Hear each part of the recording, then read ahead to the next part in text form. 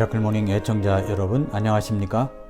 예수님 믿고 구원받은 초신자들에게 신앙이라고 하는 것은 영적 전쟁이다 라고 이야기를 하면 그것을 잘 납득하기가 어렵습니다. 이제 예수님을 간 믿고 신앙생활을 출발하는 분들에게 신앙생활이 놀이터가 아니라 전쟁터구나 라는 걸 알고 충격을 받기가 쉽습니다. 그러나 여러분, 우리는 이것을 알아야 됩니다. 우리는 눈에 보이지 않는 싸움을 계속하고 있습니다. 눈에 보이지 않는 싸움이 일어나고 있습니다. 초신자가 신앙생활이라고 하는 것은 영적 싸움이구나, 영적 전쟁이구나 라는 것을 깨닫는다면 그분은 이제 성숙의 단계에 들어가 있다고 생각해 볼 수가 있습니다. 손자병법에는 지피지기면 백전백승이다라는 말이 있습니다. 적을 알고 나를 알면 100번 싸워도 100번을 다 이긴다 라는 말이죠. 우리는 승리를 위해서 싸우는 것입니다. 아니, 우리는 승리 위에서, 승리의 바탕 위에서 싸우는 것입니다. 왜냐하면 이미 예수 그리스도께서는 사탄을 물리치시고 승리를 하셨기 때문입니다.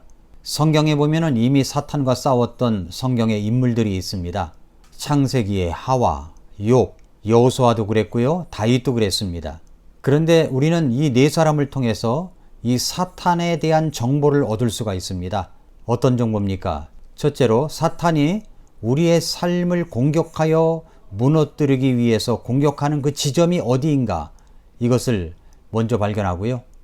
두 번째는 사탄이 사용하는 무기는 무엇인가? 셋째는 사탄이 이루고자 하는 목적은 무엇인가? 넷째는 하나님께서 우리에게 주신 사탄의 공격에 대한 방어책은 무엇인가? 이런 정보들을 우리가 얻을 수가 있습니다. 이 말씀은 신앙의 노선에서 무단 이탈하여 방황하는 사람들을 위한 말씀이 아닙니다. 이 말씀은 지금 전쟁터에서 힘을 쏟는 헌신된 그리스도인을 위한 말씀입니다. 5손가락 성경 공부 방법이 있습니다. 성경책을 이렇게 손에 쥔다면 5손가락으로 져야 안정되게 성경을 붙잡을 수 있지 않습니까? 그것처럼 우리는 5손가락을 가지고 성경을 공부할 수가 있습니다.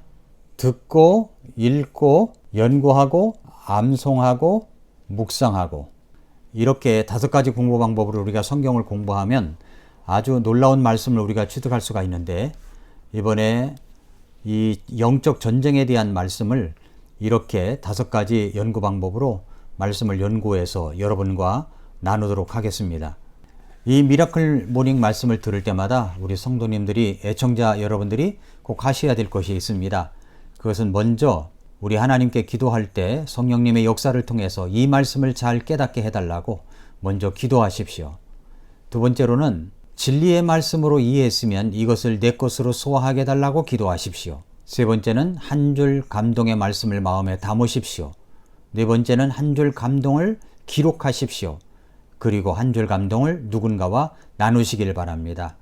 여러분 주변에 나눌 분들이 있을 겁니다. 나눌 분들이 없다고, 마땅치 않다고 생각하신다면 저에게라도 문자를 보내주셔서, 또 아니면 댓글을 여러분에게 다신다면 같이 나누는 방법이 될 것이라고 생각합니다. 로마서 7장 20절부터 24절에 이런 말씀이 있습니다. 이제 내가 원치 아니하는 그것을 내가 행하면 그것을 행하는 자가 더 이상 내가 아니요 내 안에 거하는 죄니라. 그런즉 내가 한 법을 발견하노니 곧 내가 선을 행하기 원할 때 악이 나와 함께 있는 것이로다. 내가 속사람을 따라 하나님의 법을 즐거워하나 내 지체들 안에서 다른 법이 내 생각의 법과 싸워 내 지체들 안에 있는 죄의 법에게로 나를 사로잡아가는 것을 내가 보는도다. 오, 나는 비참한 사람이로다. 이 사망의 몸에서 누가 나를 건져내랴 라는 이 말씀을 우리가 알고 있습니다. 사도 바울이 탄식했던 이 탄식, 여러분도 한 적이 있으십니까? 저도 이런 경험을 가질 때가 있습니다.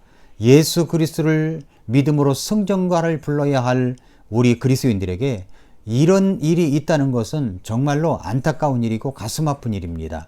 우리는 죽음 이후에 천국에 가서나 승리의 노래를 불러야 할까요? 아닙니다. 승리는 이 땅에서도 할 수가 있습니다. 승전가는 이 땅에서도 지금도 저와 여러분이 부를 수 있습니다. 성경은 구약의 인물들을 통해서 사탄이 이미 썼던 전술들을 지금도 똑같은 방법으로 사용하고 있다는 것을 가르쳐 주시고 있습니다. 사탄은 어떤 자입니까? 사탄은 시험하는 자입니다. 사탄은 또 어떤 자입니까? 속이는 자입니다. 파괴자입니다. 고소하는 자입니다. 성경 요한복음 8장 44절에 보면 너희는 너희 아비 마귀에게서 났으므로 너희 아비의 욕망들을 행하려 하느니라. 그는 처음부터 살인자여 자기 속에 진리가 없으므로 진리 안에 거하지 아니하고 거짓말을 할 때에 자기의 것으로 말하나니 이는 그가 거짓말쟁이요 거짓의 아비이기 때문이라. 속이는 자라는 말입니다. 사탄은 속이는 자입니다. 자, 그러면 첫 번째로 봐야 될 말씀이 사탄의 공격 지점이 어디입니까? 바로 우리들의 마음입니다. 사탄이 첫 인간인 아담과 하와를 죄로 인도할 때 그는 맨 먼저 공격한 것이 하와의 마음입니다. 고린도후서 11장 3절에 이렇게 말씀하셨습니다.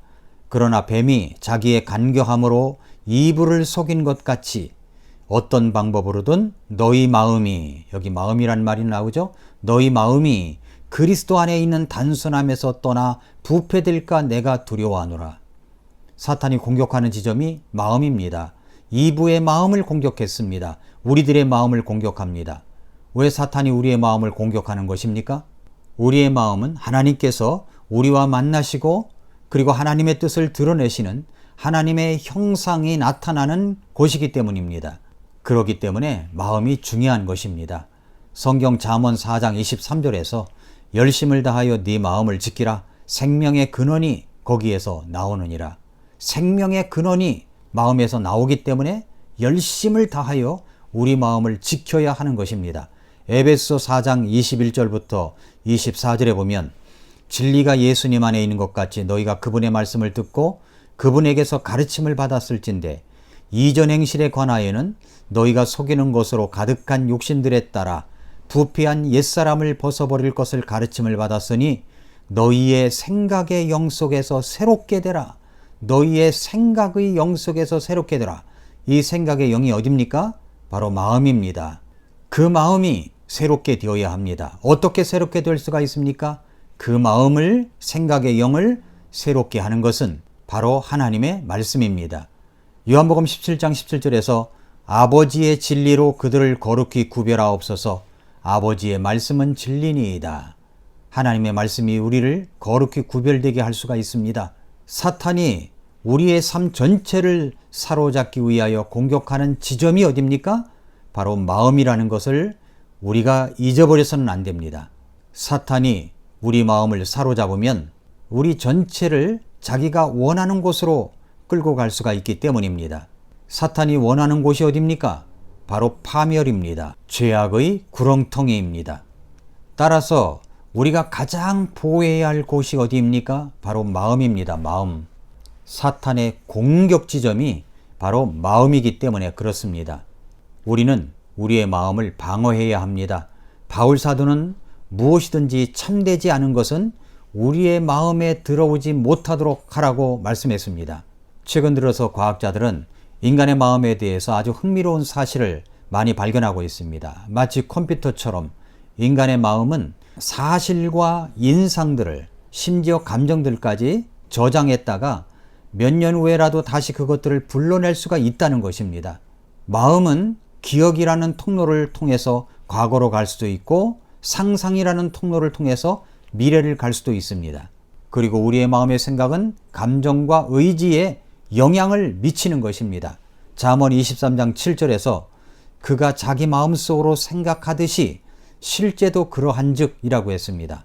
심리학자들은 당신이 무엇을 생각하는가가 당신을 결정한다고 했습니다. 사탄은 그렇게 우리의 마음의 힘을 알고 있습니다. 그래서 우리의 마음의 가장 핵심적인 지점인 마음을 공격하려고 하는 것입니다.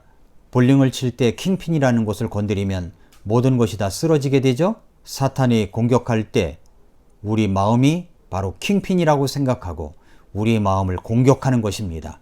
무너지게 만드는 것입니다. 그러면 모든 것이 다 쓰러져 버리고 마니까요. 자, 그럼 우리 마음을 어떻게 관리해야 됩니까?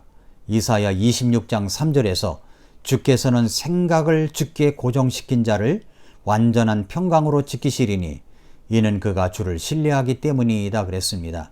주께서는 생각을 주님께 고정시킨 자를, 우리의 생각, 우리의 마음을 주님께 고정시키는 자, 고정시켜야 됩니다.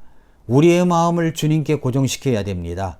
그렇게 하는 자를 우리 주님께서는 완전한 평강으로 우리를 이끄시는데, 왜냐하면 그것은 우리 주님께서 우리를 지키시기 때문이라고 했습니다. 마음은 우리의 전 존재에 영향을 미칩니다. 마음의 태도가 건강과 성공에 중대한 영향을 미치는 것임에는 틀림이 없습니다. 환자가 병을 치유하는 데 있어서도 마음은 상당히 중요합니다. 영업사원들에게 교육을 시킬 때 성공 마인드를 불러일으키기 위해서 온 열정을 다 쏟는 것을 봅니다. 그것은 마음의 열정이 무엇보다도 중요하기 때문입니다. 우리들의 마음은 사탄의 공격 지점입니다. 오늘도 저와 여러분의 마음을 공격할 것입니다. 주님께 여러분의 마음의 생각을 고정시키십시오. 그러한 자는 우리 주님께서 평강으로 지켜주실 것입니다. 아침마다 새롭다. 오늘도 미라클 모닝입니다.